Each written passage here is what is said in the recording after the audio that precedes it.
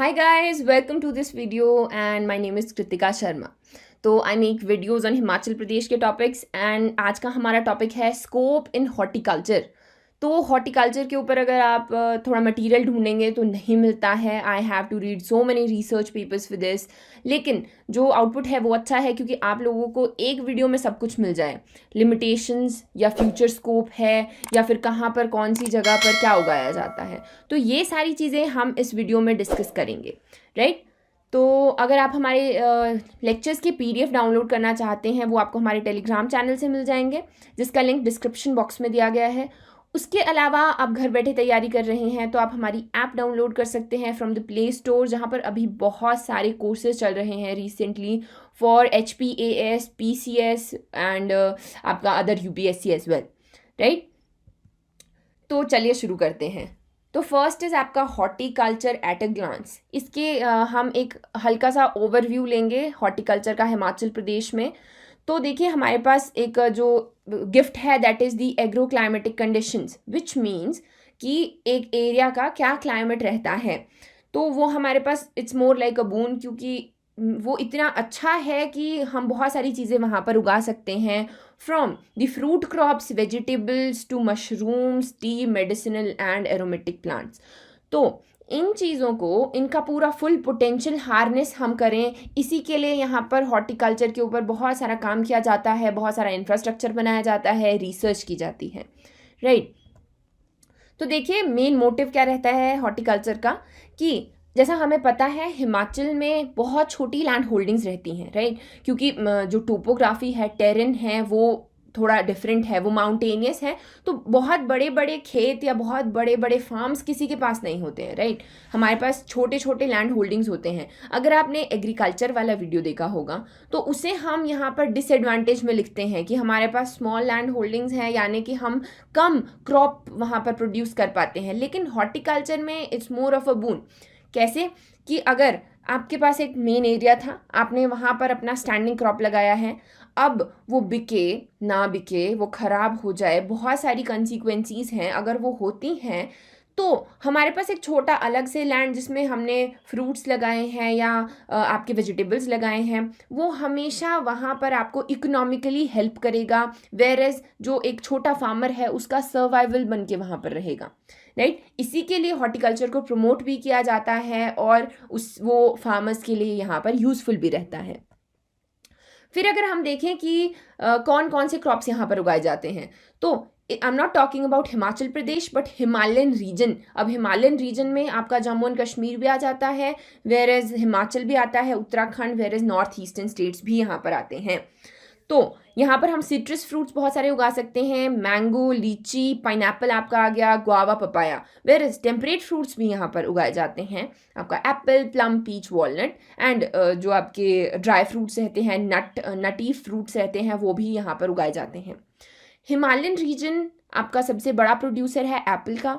जो फर्स्ट है आपका जम्मू एंड कश्मीर आता है, सेकंड आपका हिमाचल प्रदेश आ जाता है, राइट। तो अगर हिमालयन स्टेट्स की बात करें हम, again I have to quote it कि Himalayan region I am talking about, इसमें से हॉर्टिकल्चर जैसे 100% है, उसमें से 84% आपका फ्रूट्स एंड वेजिटेबल्स हैं। वेयर इज जो बचा हुआ 16% है उसमें और बहुत सारी चीज़ें आती हैं। आप फ्लावर्स उगा सकते हैं, प्लांटेशन क्रॉप्स वहाँ पर उगाए जाते हैं like tea, rubber, coffee and coconut. So ये अगर आप आंसर लिख रहे हैं, if you write this, so you surely gonna gain some extra half point at least. फिर अगर हम देखते हैं एग्रो क्लाइमेटिक जोन्स, तो मैंने आपको बता दिया एग्रो क्लाइमेटिक जोन्स होते हैं एक एरिया का जो क्लाइमेट है बेसिकली जो रहता है वहाँ पे, राइट।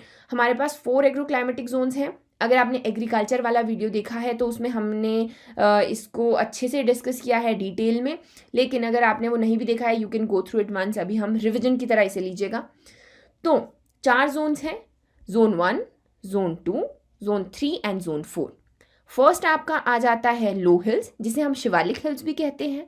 सेकंड आ जाता है आपका सब ह्यूमिड या मिड हिल्स जिसे कहते हैं, ये आपका सबसे ज़्यादा फर्टाइल एरिया है। फिर आपका आता है टेम्परेट वेट, जिसे हाई हिल्स कहा जाएगा।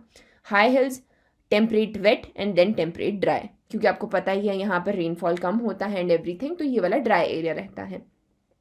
अब अगर हम देखें तो एक इनकी पोजीशन याद रखनी ज़रूरी है, कौन सा आपका जो ये रीजन है, इसमें कौन कौन से आपके जो डिस्ट्रिक्ट है वो आते हैं, राइट। जैसे ऊना या बिलासपुर है, हमीरपुर है, कांगड़ा, जो शिवालिक बेल्ट है आपकी, ये सारी की सारी लो हिल्स में आ रही है, सब माउंटेनियस सब ट्रॉपिकल रीजन में आ रहा है। वेरएज ऊपर लाहौल स्पीति, किन्नौर, चंबा पूरा का पूरा ड्राई रीजन में आ जाता है, राइट।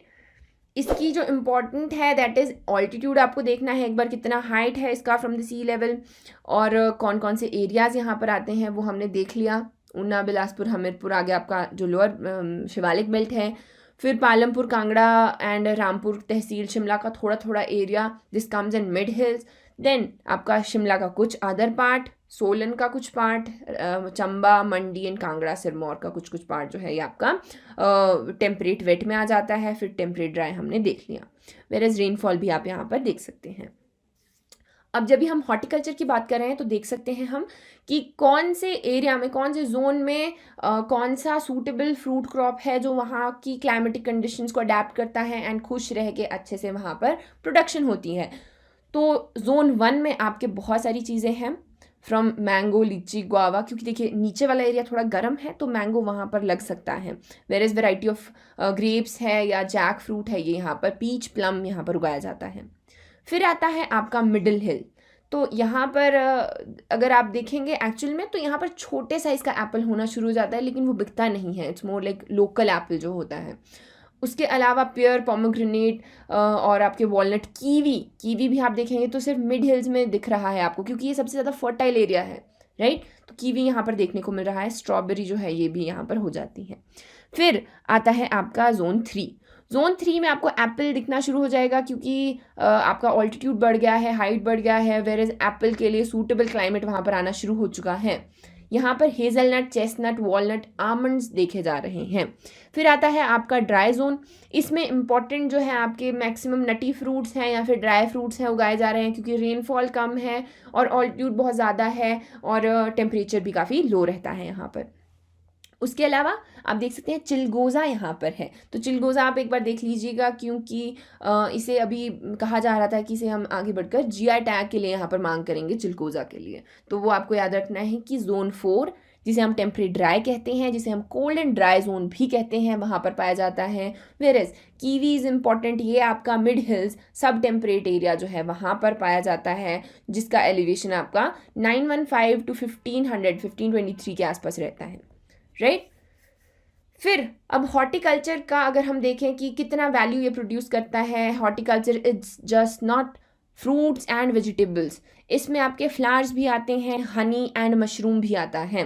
तो अगर हम देखें, अगर फॉर एग्जांपल फ्रूट्स भी छोड़ दीजिए, हम फ्लावर्स देखते हैं, सिर्फ फ्लावर से ही आपका 72 करोड़ का वैल्यू यहाँ पर हम जनरेट कर रहे हैं only from the cut flowers. तो आप देख सकते हैं कि कितनी हेल्प होगी एक फार्मर की इकोनॉमिकली, अगर वो अपनी क्रॉप के साथ साथ में कुछ ही एक्स्ट्रा जो हॉर्टिकल्चर है एक्टिविटीज़ में पार्टिसिपेट करता है। फिर हनी है एंड मशरूम है, मशरूम का भी बहुत ज़्यादा पोटेंशियल हमारे स्टेट में देखा गया है। उसके अलावा कम से कम 3000 करोड़ का आप यहाँ पर वैल्यू जनरेट देख सकते हैं in year 2018 and 19 just from the fruits, right. फिर हम बात करेंगे एप्पल की। एप्पल स्टेट भी इसे कहा जाता है, हिमाचल प्रदेश को। इसमें से नियरली हाफ जो एरिया है उसे एप्पल ही कंज्यूम कर जाता है। जो पूरा आपका फ्रूट्स का रहता है, फ्रूट्स का एरिया है जैसे, उसमें से 49% आपका एप्पल ले लेता है अकेला। फिर उसमें से जो फ्रूट प्रोडक्शन रहेगी वो 74% है, हाफ से ज़्यादा 74% fruit production is just Apple, right. तो ये उस वक्त गोरे आपके लेके आए थे एप्पल को, यहाँ पर इंट्रोड्यूस किया था उन्होंने। उस वक्त 400 हेक्टेयर हुआ करता था 1950-51 की बात करें तो, और अभी अगर हम देखें तो इसमें करीब 1 लाख हेक्टेयर से भी ज़्यादा का यहाँ पर एरिया देखा जा रहा है under the Apple cultivation, right. फिर मशरूम कल्टीवेशन यहाँ पर इम्पॉर्टेंट है, क्योंकि इसका पोटेंशियल है हमारे पास। अगर आपने सोलन में यहाँ पर इसका रिसर्च सेंटर भी है।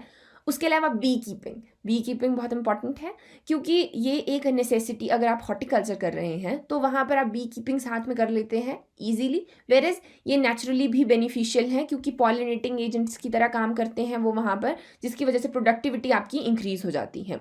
उसके अलावा ये तो आपका नेचुरल प्रोसेस था। उसके अलावा हनी और बी वैक्स जो है वो एक्स्ट्रा प्रोडक्ट्स एपीकल्चर के आपके मिल जाते हैं, जिससे ऑब्वियसली आपका इकोनॉमिकली आपको उसका फ़ायदा ही होगा, राइट। तो इसे हम देखेंगे अब कि हॉर्टिकल्चर का रोल क्या है। तो हॉर्टिकल्चर का रोल मीन्स पहले हमने डिस्कस कर लिया कि व्हाट वाज द आइडिया। अभी ये सुंदर पॉइंट्स हैं जो आप अपने आंसर में कोट कर सकते हैं, लिख सकते हैं। तो फर्स्ट इज़ आपका कैश इनकम, जो रूरल लोग हैं उनकी इनकम बढ़ेगी, एम्प्लॉयमेंट अपॉर्चुनिटीज़ बढ़ेंगी। उसके अलावा न्यूट्रिशन वैल्यू वहाँ पर देखने को मिलेगी। अगर आपके बैकयार्ड में सब्जियां और फ्रूट्स लगे हुए हैं तो आप बाहर से नहीं खरीदेंगे, वेयर जब आप उसे लगा रहे होंगे तो कहीं ना कहीं आपके माइंड में बैक एंड पे ये रहता है कि जब हमने भी खुद भी खाने हैं तो हम पेस्टिसाइड्स और इंसेक्टिसाइड्स का यूज़ कम से कम करें, तो न्यूट्रिशन वैल्यू जो है वहाँ पर बनी रहती है। फिर आता है आपका aesthetic needs. So I like this point very much. जब मैं पढ़ रही थी इसे मैंने जो आपका हॉर्टिकल्चर डिपार्टमेंट है उसकी हिमाचल की साइड से उठाया है। तो बेसिकली एस्थेटिक नीड्स का मतलब है जैसे कि आपके रिटायर्ड लोग हैं तो वो एग्रीकल्चर तो नहीं करना चाहते, लेकिन वो ऐसे अपनी एक सेटिस्फेक्शन के लिए वहाँ पर हॉर्टिकल्चर करते हैं या फिर छोटे लेवल पर कुछ ना कुछ चीज़ों में इन्वॉल्व रहते हैं, तो उसे हम एस्थेटिक नीड्स कहेंगे। उसके अलावा सस्टेनेबल सिस्टम यहाँ पर एक उसकी डेवलपमेंट होती रहती है, राइट। फिर आता है आपका फ्लोरिकल्चर या फ्लारिकल्चर जिसे हम कहते हैं, जिसमें बेसिकली फ्लावर्स उगाए जाते हैं। तो देखिए हम बहुत बार बोलते हैं स्मॉल लैंड होल्डिंग्स हैं, बहुत प्रॉब्लम है, तो यहाँ पर उसे हम सॉल्व करते हैं कि छोटे एरिया में भी आपका फ्लावर्स लगाए जा सकते हैं, राइट। इसमें आपका इन्वेस्टमेंट कम है, लेबर भी कम है, उसके अलावा जो ये इनकम देगा that is very good, right. क्योंकि जब हम इसे बेचते हैं, फ्लावर्स बेचते हैं, तो ये बहुत अलग अलग तरीके से जाते हैं। कट फ्लावर्स जाते हैं या लूज़ फ्लावर्स जाते हैं, उनके सीड्स बेचे जाते हैं, या फिर उनको उसमें आपके जो बैग्स होते हैं उनमें लाइक विद सॉइल बेच दिया जाता है लगाने के लिए। सो बहुत तरीके से ये जाते हैं और कैश क्रॉप की तरह वहाँ पर काम करते हैं। तो अगर हम देखें हिमाचल को कौन कौन से यहाँ पर कमर्शियली उगाए जाते हैं, तो वन इज़ आपका मैरीगोल्ड आ गया या कार्नेशन आ गया। अब कार्नेशन अगर आप देखेंगे ध्यान से सो ये बहुत ज़्यादा बिकता है। दिस इज़ बिकॉज इसकी ये काफ़ी टाइम तक आपका फ्रेश रहता है। अगर आपके टेबल पे कार्नेशन है, बहुत कलर्स में आता है, वेयर इज़ काफ़ी लंबे 30 दिन तक अगर आप इसे पानी में रख देंगे मुरझाता नहीं है। उसके अलावा आपका क्रिसेंथेमम है या रोज़, लीनियम एशियाटिक लिली आप देख सकते हैं, ओरिएंटल फ्लावर्स यहाँ पर उगाए जाते हैं। तो अगर हम इसकी जोन वाइज डिस्क्रिप्शन देखें तो लो हिल्स में अगर मैरीगोल्ड और क्रिसेंथेमम या रोज़ यहाँ पर उगाया जाता है, वेयर इज़ जो आपका मिड हिल्स है, सबसे ज़्यादा फर्टाइल वाला एरिया है, वहाँ पर भी कार्नेशन है आपका या फिर रोज़ उगाया जाता है। जो ड्राई एरिया है वो थोड़ा ऑब्वियसली ड्राई है, पानी वानी उतना नहीं होता है, तो वहाँ पर सीड्स का देखा जाता है कि हाँ सीड्स जो है वहाँ पर उगाए जाएंगे जिन्हें आगे बेचा जाएगा, राइट। कमर्शियल वे में हम बात कर रहे हैं। एडवांटेजेस इसकी हम देखते हैं तो बहुत सारे एडवांटेजेस रहते हैं, मैं उनके बारे में बात कर भी रही हूँ साथ साथ में। जैसे कि इसकी वैल्यू बहुत अच्छी प्रोड्यूस करते हैं, अलग अलग तरीके से जाते हैं फ्लावर्स। ऐसे कट फ्लावर्स भी दिए जाते हैं, लूज भी दिए जाते हैं, विद द सॉइल लाइक उगाने के लिए सीड्स अलग अलग तरीके से दिए जाते हैं। ये एक अलग ही मार्केट प्रोड्यूस कर देता है ऑफ सीज़न, जब सीज़न नहीं होगा किसी चीज़ का, जैसे कोई जगह है वहाँ पर आपका कोई क्रॉप लगती है, जब भी वो नहीं होगा तो ऑफ सीज़न में आप यहाँ पे इसका काम कर सकते हैं। एक एडवांटेज जो है, अगर आप ग्रीन हाउस लगाना चाहते हैं फ्लावर्स के लिए, तो वहाँ पर जो पावर दी जाती है वो डोमेस्टिक रेट्स पे दी जाती है, ना कि इंडस्ट्रियल रेट्स पे।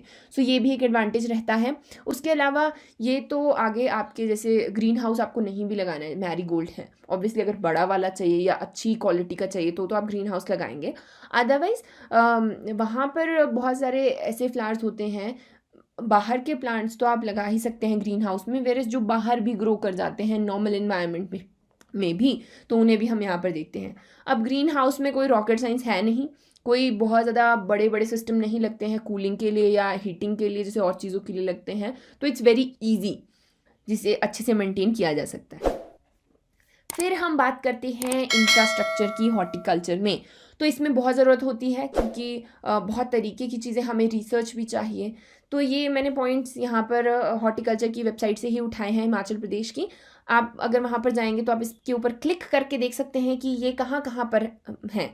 तो यहाँ पर प्रोजनी कम डिमॉन्स्ट्रेशन आपकी ऑर्चर्ड या नर्सरीज़ हैं, फिर आपके प्राइवेट रजिस्टर्ड नर्सरीज़ हैं, प्लांट टिश्यू कल्चर लेबॉरेटरीज़ हैं, ऑलिव स्टेशन हैं, वॉलनट डेवलपमेंट स्टेशन हैं एंड प्लांट प्रोटेक्शन सेंटर्स हैं।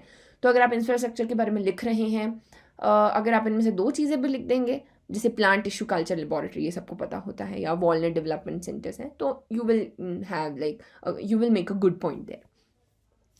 अगर हम देखें तो दीज आर द वंस जो हमारे पास कोल्ड स्टोरेज कैपेसिटीज़ हैं, तो इनकी साथ में कैपेसिटी भी दी गई है। आप देख सकते हैं कहाँ कहाँ पर है। शिमला में है, आपके पैकेजिंग एंड ग्रेडिंग हाउसेस हैं, उसके अलावा कोल्ड स्टोरेज हैं। तो ये आप देख लीजिएगा एक बार, go through it once, you don't have to write it but go through it once. Objectives क्या हैं इसके? तो देखिए, ऑब्जेक्टिव्स तो आपके सेम ही रहते हैं कि रिसर्च होती रहे, बेसिकली जो ऑर्चिड्स हैं उनको अच्छे से मेंटेन करने के लिए लोगों को पता चलता रहे। जैसे आपके सेंटर्स होते हैं, तो वहाँ पर जब फार्मर्स जाएंगे तो उनको आइडिया हो जाएगा कि हाँ एग्जैक्टली कैसे उन्हें मेंटेन करना है। उसके अलावा फ्रूट्स या वेजिटेबल्स हमने ऑब्वियसली जब उन्हें प्रोड्यूस किया है तो उन्हें स्टॉक करना है। स्टॉक, ये पेरिशेबल आइटम्स है, ख़राब हो जाती हैं, इन्हें हम कैसे वहाँ पर स्टोर करने वाले हैं। तो इन सब चीज़ों के लिए यहाँ पर ये यूनिट्स बनाए गए हैं। वेयर इज़ बहुत ज़्यादा दूर फार्मर को ना जाना पड़े, उसे ट्रेनिंग भी मिलती रहे, वेयर इज़ वो ज़्यादा दूर से ट्रैवल करने की भी ज़रूरत ना पड़े, इसके लिए वहाँ पर ये यूनिट्स लगाए गए हैं। अब ये हैं पॉइंट्स जो आपको एग्ज़ाम में लिखने हैं, बहुत अच्छे से लिखे जा सकते हैं कि हॉर्टिकल्चर के अगर लिमिटेशंस आते हैं लिखने के लिए, हमारे पास lack of good variety of material है कि एक अच्छी क्वालिटी का, एप्पल्स में भी अब क्वालिटी आती है, अलग अलग तरीके के एप्पल्स होते हैं, अच्छी क्वालिटी चाहिए हमें हर चीज़ में, प्लांट्स, फ्रूट्स में आ गया, वेजिटेबल्स में आ गया, फिर फ्लावर्स में आ गया, राइट, बीज हैं, इन सब चीज़ों की गुड वेराइटी हमें रखनी है। उसके अलावा हमें हमारे पास टेक्नोलॉजी नहीं है बहुत चीज़ों के लिए, मॉडर्न जो टेक्नोलॉजी रहती है। उसके अलावा हम देख सकते हैं इरिगेशन हर जगह नहीं पहुंच पा रही है। अगर ड्राई रीजन में भी हमें इन चीज़ों का फ़ायदा उठाना है तो हमें इरिगेशन वहाँ तक पहुँचाना पड़ेगा, जो कि एडिक्वेट नहीं है right now. Post harvest management नहीं है। पोस्ट हार्वेस्ट मैनेजमेंट का मतलब है हमने हार्वेस्ट कर लिया, वो पड़े पड़े ख़राब हो जाएंगे, उनको मैनेज नहीं कर पा रहे हैं। Even if we have the cold storage, though we don't have a lot of it, जितने आपको दिखे उतना काफ़ी नहीं है, हमारा पोटेंशियल ज़्यादा है, इससे ज़्यादा हम प्रोड्यूस कर जाते हैं। मार्केटिंग इंफ्रास्ट्रक्चर और इंटेलिजेंस नहीं है बेचने के लिए, वहाँ पर बेचे अच्छे से उन्हें बेचा नहीं जा रहा है। फॉर एग्जांपल हमने कुछ एग्जॉटिक प्लांट्स, फ्रूट्स उगाए हैं, तो अब वो वैसे ही नॉर्मल मार्केट में चले जाएंगे, राइट। लेकिन अगर उनको गिफ्ट पैकेजिंग करके बेचा जाए तो वो ज़्यादा अच्छी वैल्यू वहाँ पर दे सकते हैं। अच्छे फ्रूट्स, एग्जॉटिक फ्रूट्स को हम गिफ्ट बास्केट्स में बेच सकते हैं। तो इस चीज़ की बात की जा रही है कि इंटेलिजेंस की, इंफ्रास्ट्रक्चर की बात की जा रही है। फिर आता है आपका limitations of horticulture.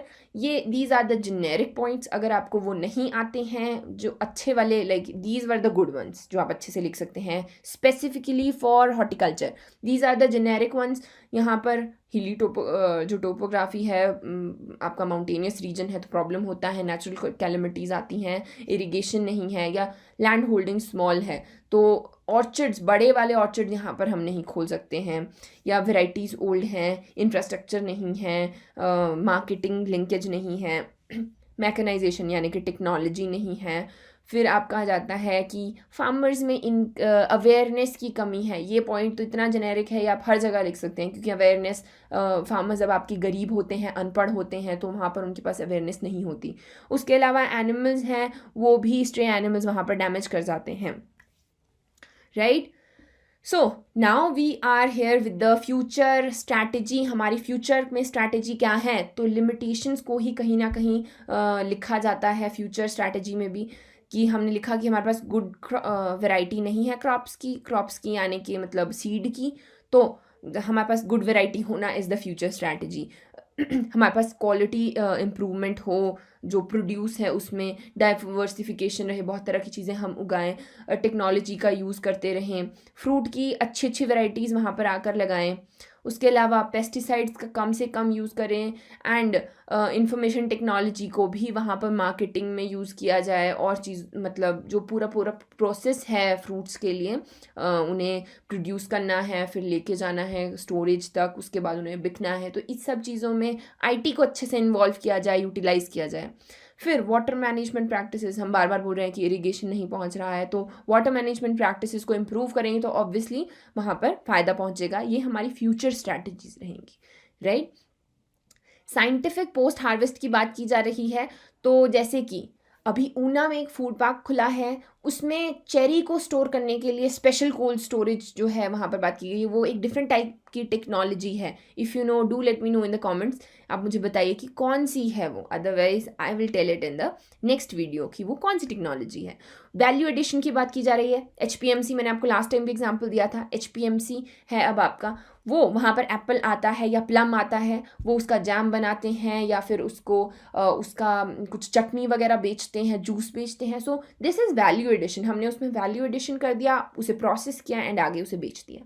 Market promotion, हमें एडवर्टाइजमेंट करनी है, लाइक हिमाचल का एप्पल जो है वो स्पेशल होता है, या फिर यहाँ की जो कुछ स्पेशलिटीज़ है, चिलगोज़ा है जैसे, उसको हम GI टैग देने की बात करें तो उससे क्या होगा, उसकी ब्रांड वैल्यू बन जाएगी, उसका मार्केट में प्रमोशन अच्छा होगा कि हाँ GI टैग वाली चीज़ है। जैसे आपका कांगड़ा टी है, तो उसे ऑलरेडी वो उसे प्रमोशन की इतनी ज़्यादा ज़रूरत पड़ती नहीं है क्योंकि उसके पास ऑलरेडी GI टैग्स हैं।